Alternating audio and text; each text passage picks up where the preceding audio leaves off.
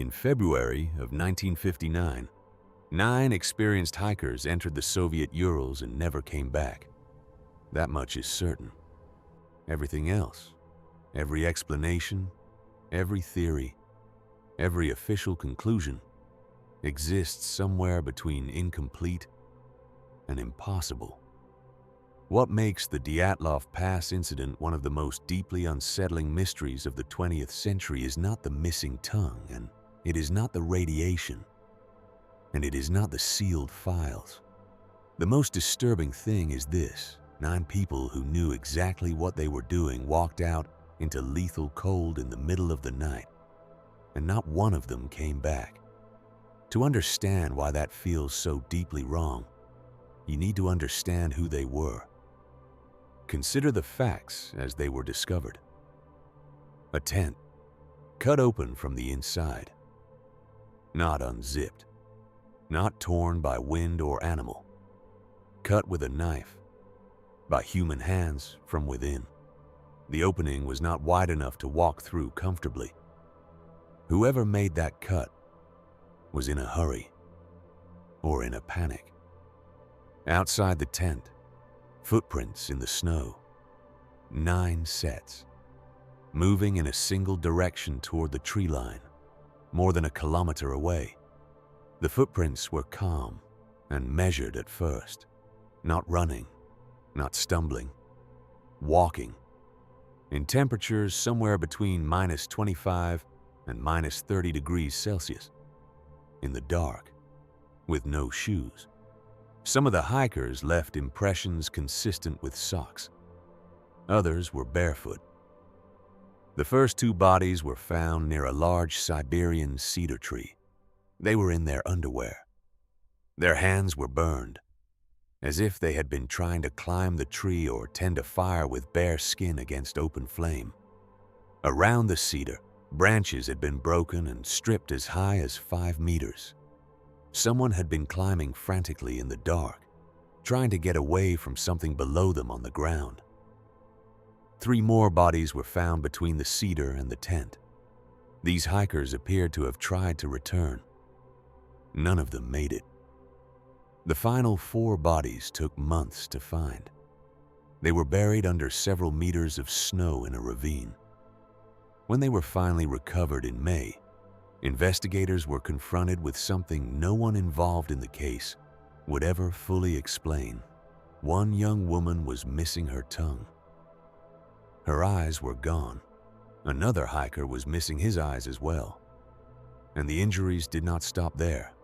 2 of the men had suffered catastrophic internal trauma, fractured ribs, a fractured skull, with the force of impact compared by the medical examiner to a car crash. Yet there was no external bruising consistent with those wounds. The skin was largely intact.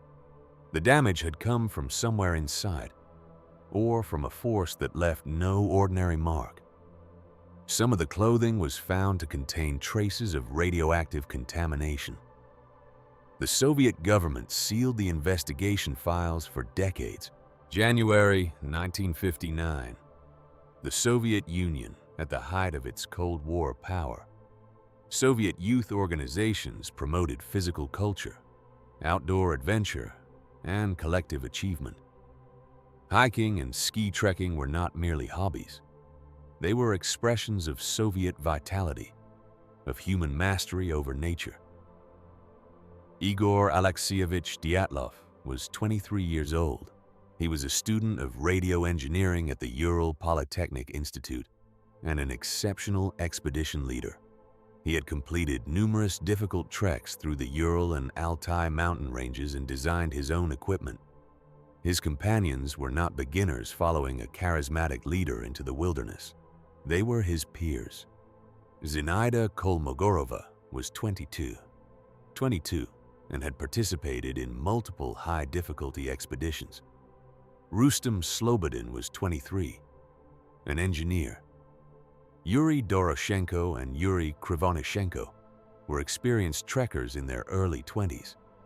Nikolai Thibaut Brignol, the son of a victim of Stalinist purges, was known for his steadiness under pressure.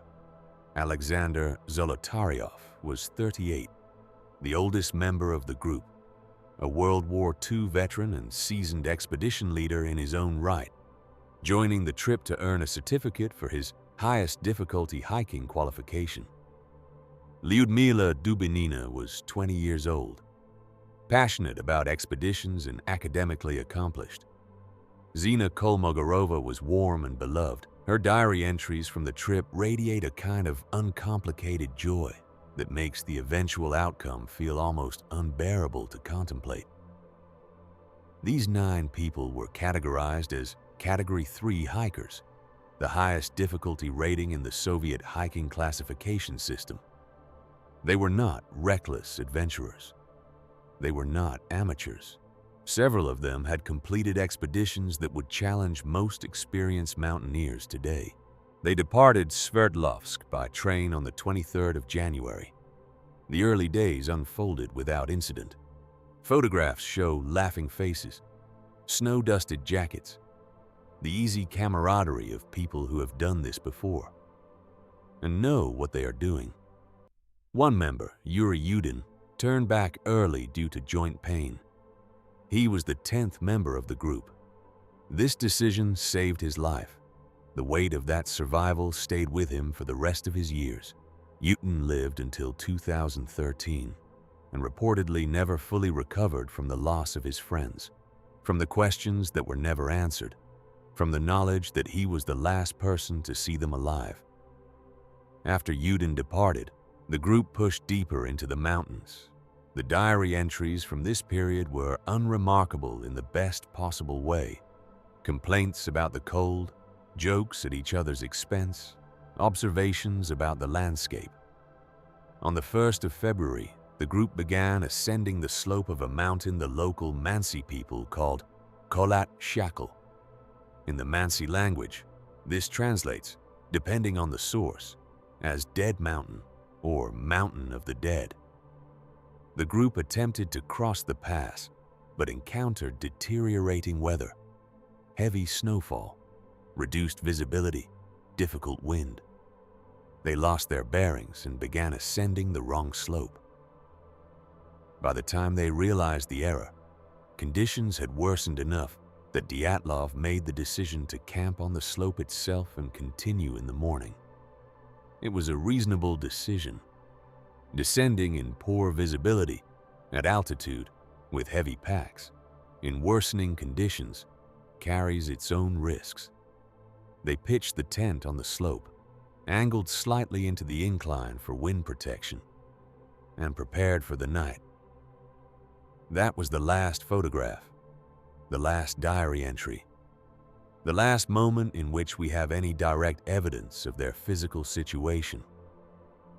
Sometime during the night of the 1st to 2nd of February 1959, something happened. No one reported them missing immediately. Dyatlov had said he would send a telegram by approximately the 12th of February. They waited.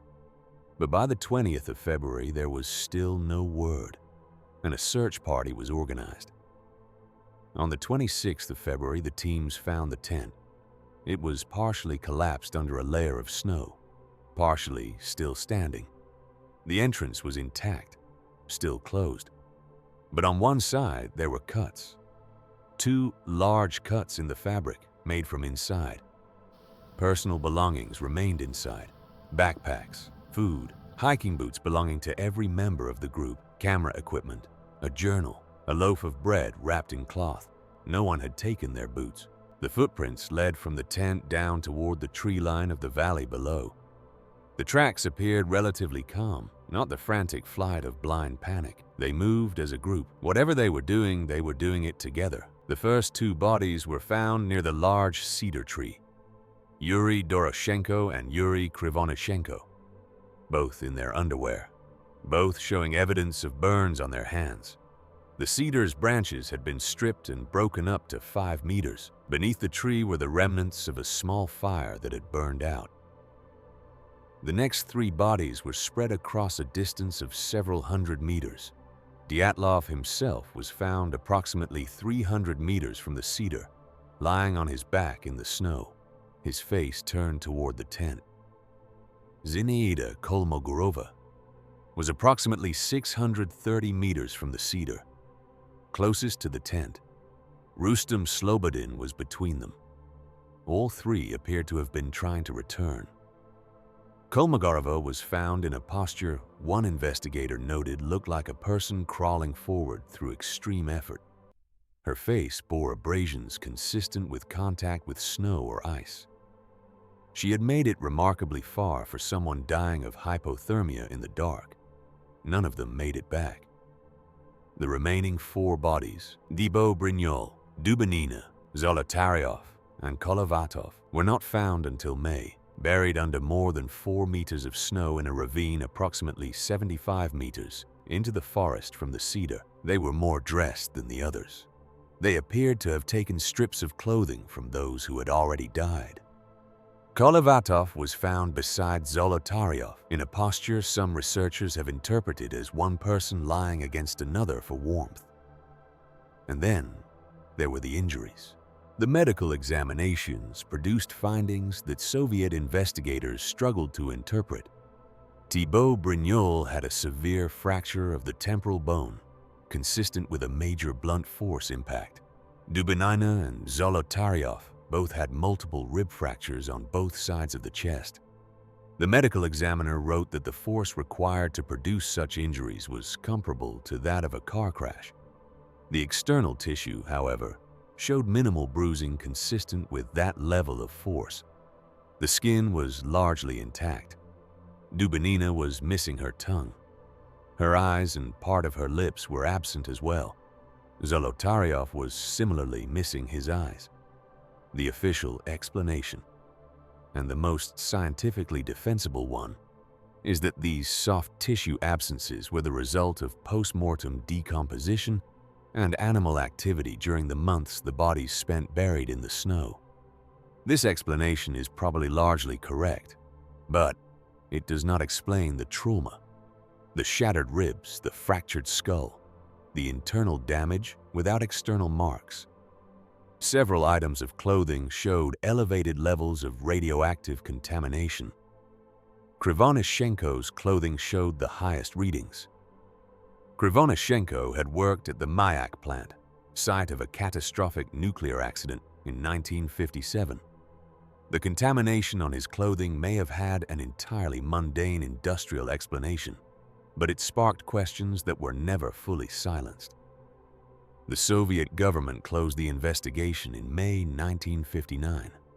A compelling natural force was cited as the cause of death. No criminal case was opened. The files were classified. The families of the dead were given pensions and, in many cases, were actively discouraged from asking further questions. What do you do with all of this? How do you begin to understand what happened on that slope? The most widely discussed theory is a snow avalanche.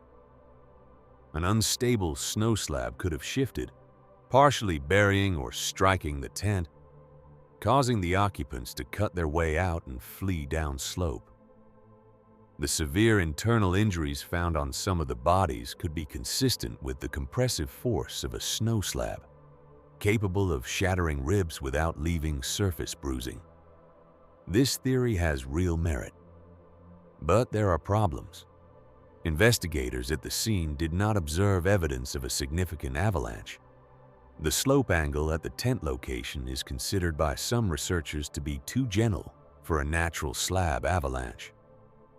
The tent was partially collapsed, not buried under meters of snow, and those calm, measured footprints are difficult to reconcile with the immediate aftermath of a snow collapse. Another theory involves katabatic winds, powerful, dense airflows that descend mountain slopes under certain meteorological conditions. A sudden, violent katabatic event could have struck the tent, creating a genuinely terrifying and disorienting experience. Related to this is the infrasound theory. Infrasound, sound frequencies below the threshold of human hearing, can be generated by certain wind patterns and has been documented to produce profound psychological effects. Disorientation, anxiety, a sense of presence, sometimes visual hallucinations. It has been suggested that a resonant event created by wind moving over the particular topography of Kholat Syakhl could have generated an overwhelming sensation of terror that caused 9 experienced hikers to abandon their tent and flee into the darkness. This is the theory that best accounts for the psychological element of the events. You can understand running from an avalanche. What is harder to understand is why, once they reached the tree line, once some of them had made a fire and begun to recover rational thought, they did not simply walk back. The tent was visible, not impossibly distant, and contained everything they needed to survive. Then there are the theories that move into darker territory. The northern Ural region in 1959 was Soviet territory, and Soviet territory frequently hosted classified military activities. The radioactive contamination on the clothing, the mysterious lights in the sky reported by other expeditions and locals in the area around the same time, the sealed files, the official discouragement of inquiry. All of this feeds a theory that the Dyatlov group encountered something they were not meant to see. Some suggest experimental weapons testing.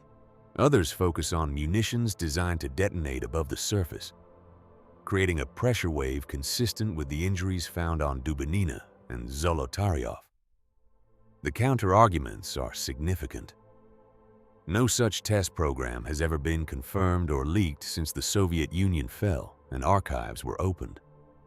The descriptions given by witnesses who reported strange lights in the sky are largely consistent with natural meteorological phenomena.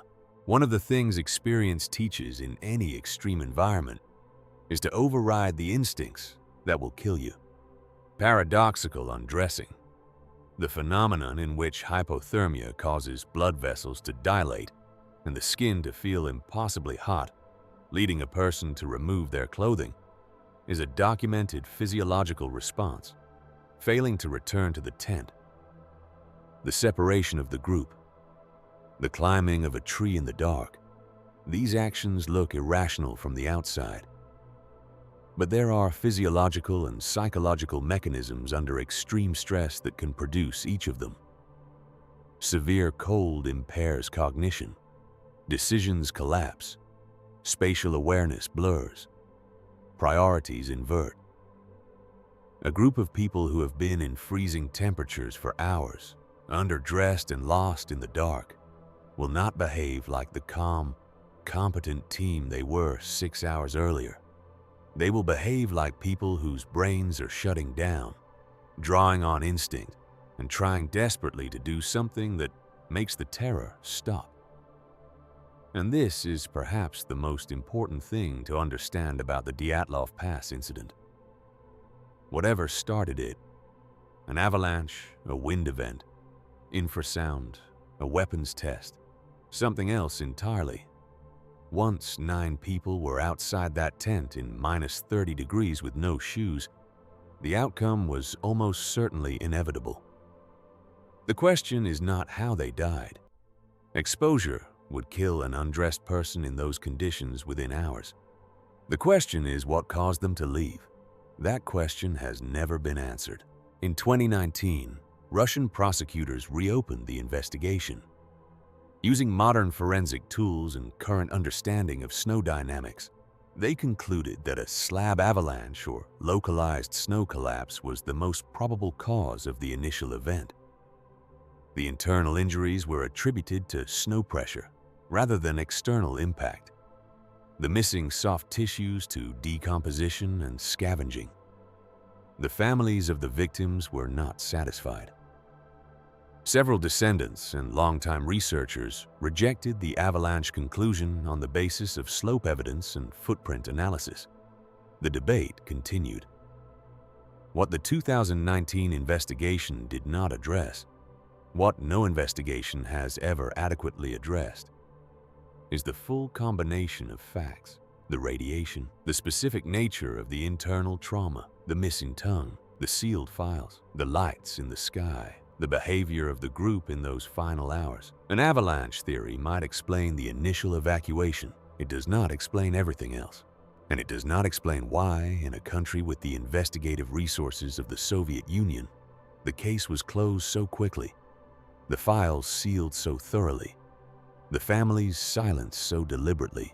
Secrecy, of course, does not imply wrongdoing. Soviet authorities sealed inconvenient information reflexively. A tragic accident involving 9 students dying in the mountains might have been closed simply because it was embarrassing, or because an inconclusive investigation was politically uncomfortable. None of this requires a conspiracy, but none of it closes the door on one either. Some researchers have spent decades on this case, visiting the site, interviewing surviving witnesses, analyzing photographs. The tent, now preserved in a museum in Yekaterinburg, still bears the cuts made in the darkness of February 1st, 1959. The photographs taken during the expedition still exist. Images of 9 young people who had every reason to believe they would come home. The last photograph on the camera is a dark, blurred image taken at night, the context of which has never been fully established. It shows something or nothing, motion or shadow, light or artifact. Yuri Yudin, the only member who came back, kept a photograph of his friends for the rest of his life. He returned to the pass in his 70s with a journalist and stood at the slope where the tent had been, and said that he would never know. He had spent 50 years not knowing. He died without knowing. The Mansi name for the region, already old when this group arrived with their cameras and their skis and their carefully packed food, is translated differently in different sources. Some say it means the mountain of the dead. Others render it as the mountain that does not allow anyone to pass. The distinction in translation is small. The implication is the same. There is a silence that belongs specifically to very cold, very remote places. Not the silence of absence. Not the silence of a quiet room or a still forest at dusk. The silence of a winter mountain is an active thing. It presses. It has weight and texture. It is the silence of a world that does not need you in it, that was here before you, and will be here long after, that has no opinion of your survival, and no investment in your story. 9 people walked into that silence on the 1st of February 1959, and only 8 of them ever came out, and the one who came out came back before the silence had time to close around him. The 8 who stayed left behind a tent with cuts in it. They left behind photographs and diaries and calm, measured footprints in the snow, walking away from everything that would have kept them alive. They left behind a question that 65 years of scientific, forensic, political, and psychological inquiry has not answered. What did they see? What did they hear? What was it in the darkness of that slope that was so overwhelming, so completely terrifying, that 9 of the most competent wilderness hikers in the Soviet Union decided that the only possible response was to run? We do not know. We may never know, and perhaps that is the most honest thing that can be said about the Dyatlov Pass incident. Not that the truth is hidden, not that governments are lying, not that something supernatural occurred, though none of those options can be fully excluded, but simply that the wilderness keeps its secrets with a totality that human investigation cannot penetrate. The mountain existed on a scale of time and indifference that makes our need for answers feel very small and very brief. Somewhere in the northern Ural Mountains, in a pass that now bears the name of the man who led his friends there and never came home. The snow falls every winter and covers the slope where the tent once stood, and the cold settles in, and the silence returns, and the mountain holds whatever it knows.